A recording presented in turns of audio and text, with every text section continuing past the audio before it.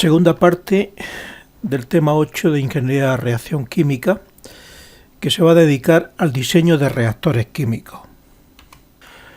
Los objetivos de esta parte del tema van a ser conocer los reactores ideales, diseñar reactores ideales y resolver problemas de diseño de reactores ideales.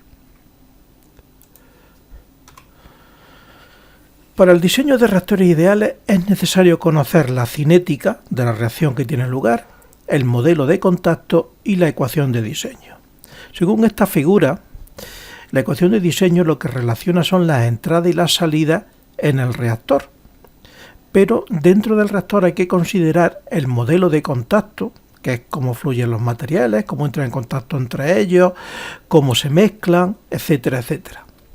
Y la cinética, cuánto de veloz es la reacción que tiene lugar, porque si las reacciones son muy rápidas o instantáneas, entonces el equilibrio de reacción será el que de alguna forma controle el diseño del reactor. Pero si la reacción es lenta, pues entonces habrá que considerar otras variables como la transferencia de energía, la transferencia de materia,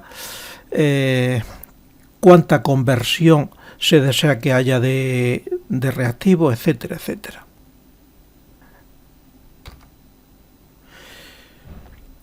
La ecuación de diseño nos va a permitir comparar diferentes reactores y condiciones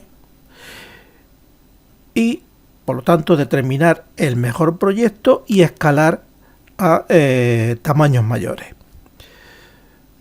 La ecuación que nosotros vamos a buscar siempre va a ser que la salida va a ser una función de la entrada, de la cinética del proceso y del modelo de contacto. Objetivos en el diseño de reactores: pues determinar el tamaño y tipo de reactor, determinar el método de operación y determinar las ecuaciones de diseño. Para ello va a ser necesario echar mano de los balances de materia y de la velocidad de reacción, o sea, de la ecuación cinética. ¿Factores que pueden influir en el diseño del reactor? Pues la temperatura de operación, porque sí hay que considerar que hay tanto reacciones exotérmicas como endotérmicas, y por lo tanto el intercambio de calor es importante. La composición, ya que la composición es variable en el reactor y varía conforme la reacción va teniendo lugar. La velocidad de intercambio de calor. En el caso de reacciones endotérmicas o exotérmicas habrá que aportar o habrá que quitar calor para mantener una temperatura constante. El flujo tanto de entrada como de salida, como dentro del reactor. Y en el caso de reacciones en fase gaseosa con cambio de número de moles, pues habrá también cambio de volumen. Entonces todas esas cuestiones habrá que considerarlas. ¿Qué equipos vamos a utilizar o se pueden utilizar en las reacciones homogéneas? Pues reactores de tipo discontinuo, reactores semicontinuos y luego reactores continuos que trabajen en estado estacionario. Aquí tenemos una figura que resume todo lo anterior. Así tenemos el reactor discontinuo, donde nosotros ponemos los reactivos al principio y ponemos a funcionar el reactor, y esos reactivos se van consumiendo y se van generando productos. Pero aquí no hay ni entrada ni salida. O sea, simplemente hay acumulación. Aquí tenemos un reactor continuo que trabaja en estado estacionario, donde la alimentación es en continuo y la salida es continua también, y conforme va avanzando, pues se va produciendo la reacción. Entonces, este sería en estado estacionario. Y aquí tenemos una serie de reactores semicontinuos. Semicontinuos porque en este caso, por ejemplo, en el C, el B se añadiría de forma continua, reactivo, pero el A, reactivo, permanece en el reactor. Entonces, el A serían discontinuos. Aquí tenemos otro reactor donde los dos reactivos A y B se adicionan en continuo, pero el producto que se va generando se acumula dentro del reactor. Y aquí otro caso, donde A es un reactivo que está dentro del reactor y en continuo vamos añadiendo B y retirando toda la mezcla que hay dentro del reactor. Por lo tanto, aquí sería también semicontinuo porque es continuo para B, pero discontinuo para A. O sea, son diferentes formas de operar estos reactores. El reactor discontinuo, pues es muy sencillo, necesita poco equipo de apoyo, es ideal, desde luego, para operar con él en laboratorio, para determinar cinética, y en la industria no suele ser muy utilizado y solo se usa para obtener pequeñas cantidades de producto, o sea, un producto que tiene alto valor añadido. Para el reactor continuo en estado estacionario, aquí se necesita una gran cantidad de equipo, es ideal para obtener grandes cantidades de producto, las velocidades de reacción suelen ser elevadas, se tiene un control minucioso de la calidad de los productos y es el que se suele usar a nivel industrial. Y el reactor semicontinuo es bastante difícil de estudiar, pero con él se puede conseguir un buen control de la velocidad de reacción. Normalmente el que más se usa a nivel industrial es el continuo y el discontinuo cuando el producto es de alto valor añadido. Y entramos entonces en los reactores ideales.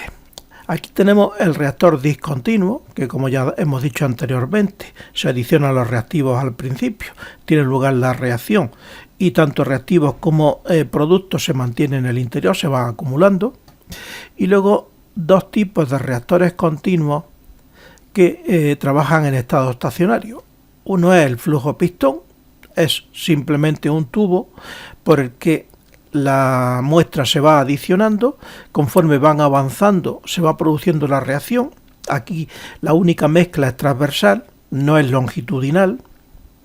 Entonces la reacción va teniendo lugar conforme avanza y a la salida del reactor pues se ha producido pues el alcance de la reacción que se desee. Y aquí tenemos el reactor tipo tanque agitado, o sea, su composición es exactamente la misma en todo el volumen del reactor. Se adiciona continuamente la mezcla de reactivos y continuamente se va sacando mezcla. La composición dentro de este reactor es constante en el tiempo. Y ahora vamos a considerar, antes de entrar a diseñar estos tres tipos de reactores, vamos a considerar las reacciones en fase gaseosa. Para ello se va a considerar que vamos a trabajar a presión constante y por lo tanto volumen variable. Se va a definir el factor de expansión, I sub E, como el cambio fraccional en volumen que experimenta el sistema entre los valores extremos de conversión. O sea, cambio fraccional de volumen entre los valores extremos de conversión. Así tendremos que el volumen para conversión 1 menos el volumen para conversión 0, partido por el volumen para conversión 0, es lo que se define como factor de expansión. O sea, los volúmenes entre los extremos partidos por el volumen en el alimento inicial de conversión 0. Si las conversiones son fraccionarias, pues tendremos que el factor de expansión por la conversión será igual el volumen que se alcance a esa conversión menos el volumen para conversión 0 entre el volumen para conversión 0. De tal forma que despejando la conversión nos quedaría esta expresión que por definición también es igual a la fracción de moles que reacciona ante ese reactivo. O sea, lo que entra menos lo que sale partido por lo que entra. De aquí despejando y por definición n sub a igual a n sub a 0 por 1 menos xA, y si despejamos v, pues v igual a v0 por 1 más i sub e por xA. Esto es trabajando tanto en volumen como en moles. Si relacionamos los moles con el volumen obtendremos la concentración y la concentración será igual a esta expresión. Por lo tanto, será igual a la concentración inicial, Na0 por V0, por 1 menos xA partido por 1 más I sub E por xA. Y esta es la expresión para la concentración cuando hay variación de volumen debido a reacción química en fase gaseosa.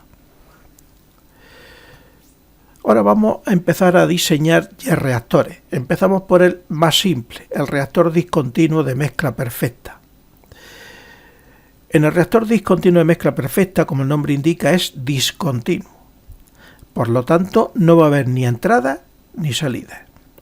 Así que aplicando la ecuación de conservación, entrada menos salida más generación igual a acumulación, pues nos quedará que exclusivamente la generación va a ser igual a la acumulación. Esta generación, si la consideramos a reactivo, será negativa, si la consideramos a producto, será positiva. Entonces, considerándola al reactivo A, por ejemplo, la generación negativa va a ser igual a la velocidad de reacción por el volumen. Y va a ser igual a la acumulación. Es igual, por definición de velocidad de reacción que ya hemos visto anteriormente, a la variación del número de moles de A con respecto del tiempo. Como hay dos signos negativos, por lo tanto aquí no lleva el signo negativo. Y eso será menos la generación. Si ahora consideramos que el volumen es constante, es exactamente igual hablar de número de moles que de concentración. La conversión es la misma. Así, el número de moles es igual a Na0 por 1 menos XA, según hemos visto, y su derivada pues será igual a diferencial de N sub A es igual a Na0 por diferencial de XA. De tal forma que en la ecuación de conservación anterior nosotros podemos sustituir el diferencial de N sub A. Este diferencial de N sub A se sustituye y nos queda esta expresión, que es el valor de la generación. Entonces, quitando los signos negativos, nos queda que Na0 por diferencial de XA con respecto de T va a ser igual a la velocidad de reacción por el volumen, que es esta expresión que tenemos aquí. Si ahora integramos para las condiciones límites conversión 0 a tiempo inicial 0 y conversión X a tiempo T, pues obtenemos esta expresión, donde T es igual a Na0 por la integral entre 0 y X sub A de diferencial de X sub A partido por menos R sub A y por V. Si ahora consideramos que el volumen es constante, lo sacamos de la integral y tendríamos C sub A 0. O sea, el tiempo va a ser igual a C sub A 0 por la integral entre 0 y X sub A de diferencial de X sub A partido por menos R sub A. Pero como hemos supuesto que el volumen es constante, también se verifica que C sub A igual a C sub A 0 por 1 menos XA. Y si derivamos, diferencial de C sub A es igual a menos C sub A 0 por diferencial de XA, que se puede sustituir este diferencial de XA dentro de la integral, con lo cual queda que va a ser igual a menos la integral entre C sub A 0 y XA, porque para conversión 0 la concentración es C sub A 0 y para conversión XA la concentración es C sub A, menos la integral de diferencial de C sub A partido por menos RA. Y esta es la ecuación de diseño expresada como conversión y como concentración para el reactor discontinuo de mezcla perfecta. Estamos considerando que el reactor es isotermo y de volumen constante.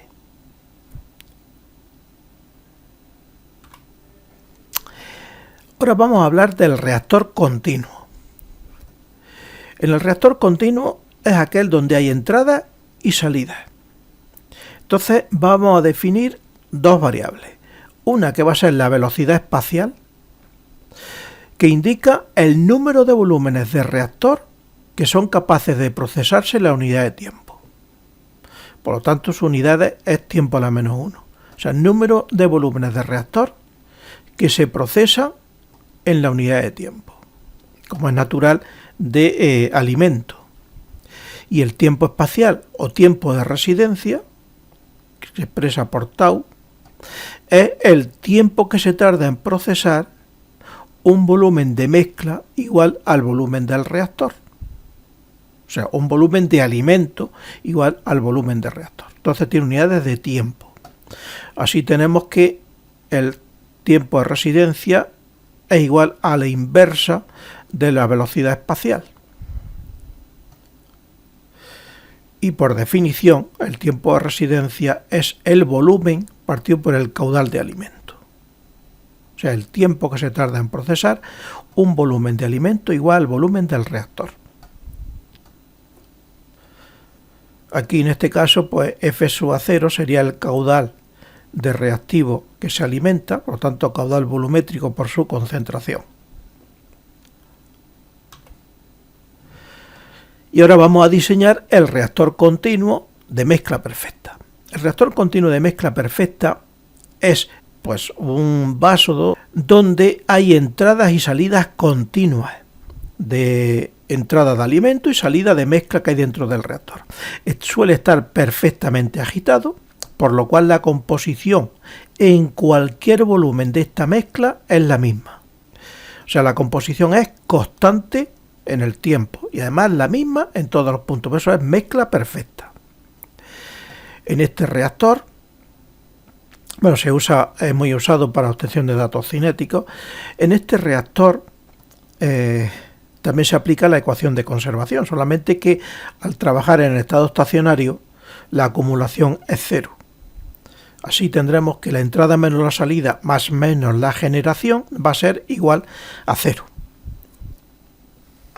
Sabemos que el caudal de alimento de reactivo va a ser igual al caudal volumétrico por la concentración y considerando la expresión de la concentración, pues será igual también al caudal de alimento que hay inicialmente de reactivo por 1 menos la conversión que hay en el momento que se alimenta al reactor.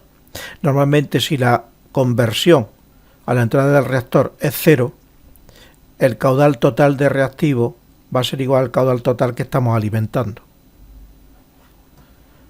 O sea, F sub AT es el flujo total de A previo a cualquier reacción. Esto se aplica cuando la conversión inicial es distinta de 0. Si la conversión inicial es 0, F sub AT igual a F sub A0. Y el caudal de A que sale del reactor, F sub AF, pues será igual al inicial o al total por 1 menos la conversión que hay en ese momento. Como se indica aquí, cuando la conversión inicial es 0, F sub A0 igual a F sub AT. Bueno, pues indicado esto, que ya hemos visto inicialmente para el número de moles de A y para la concentración, solamente en este caso se está aplicando al caudal de alimentación de A y de salida de A, pues aplicando la ecuación de conservación, tenemos que lo que entra en el reactor de A menos lo que sale, menos lo que reacciona, que es la velocidad de reacción por el volumen, es igual a 0. De tal forma que sustituyendo lo que sale de ese A para una conversión inicial 0, F sub A0 con F sub A0 se elimina y nos queda que F sub A0 por X sub A, que es lo que reacciona de A, es igual a la velocidad de reacción por el volumen. Y despejando, volumen partido por FA0 va a ser igual a la conversión partido por la velocidad de reacción. Ahora, según la definición de tiempo de residencia, que es volumen partido por caudal, si el caudal lo sustituimos, la relación que existe, aquí la tenemos arriba, por FA0 partido por C sub A0, pues nos quedaría esta expresión, que V por C sub A0 partido por F sub A0, y V partido por FA0 ya lo tenemos aquí, es XA partido por menos RA. Pues esto será igual a XA por C sub A0 partido por menos RA. Y esta es la ecuación de diseño del reactor continuo de mezcla perfecta, donde XA por C sub A0 es la cantidad de reactivo A que reacciona.